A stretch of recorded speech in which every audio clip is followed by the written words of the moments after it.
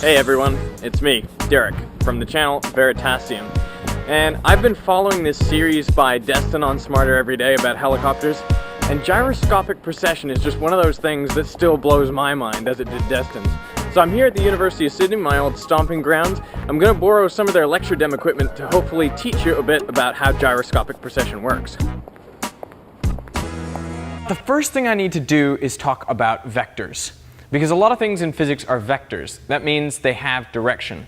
So an example would be momentum and force. Those are two examples of some pretty common vectors. So if I have a cart moving along here, it has some momentum in that direction, and if I apply a force to it, I can change its momentum. So for example, if I push it to the right, then its momentum will increase to the right.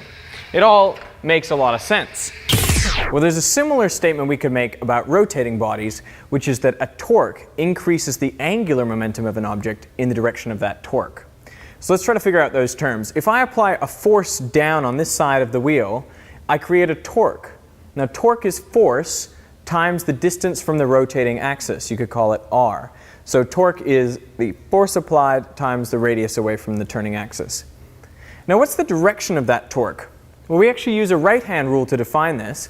And so what you do is you put your fingers in the direction of the radius from the turning axis and curl them in the direction of the force, and your thumb points in the direction of the torque. So the torque is actually out this way at 90 degrees to the force. The force is down that way, but the torque vector is actually pointing out this way.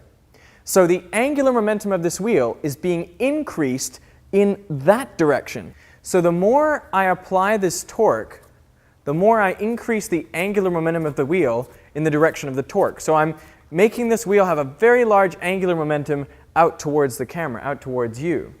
Now, before I go any further, let's have a look at this setup that I've got. I have a wheel here hanging from only one side by this rope. And so right now there's actually a torque on the whole system if I let go, because the weight of this wheel is pulling down, and that force is applied at this distance away from its pivoting point there. So if I let go, well, it does exactly what you'd expect.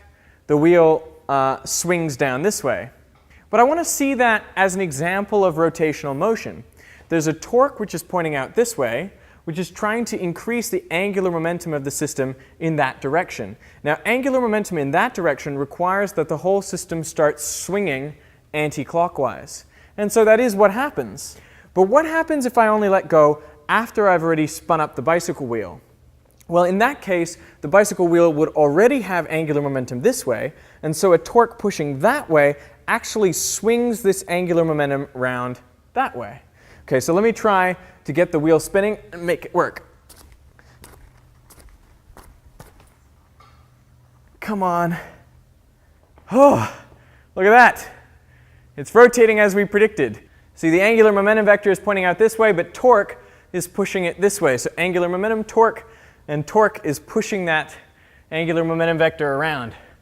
Except not for long, because this appears to be a quite frictionful wheel. So check out Destin's other videos about helicopter physics, and then come check out my channel, Veritasium, where you can find more like this. Except I don't often nearly get my head cut off by a bicycle wheel. So.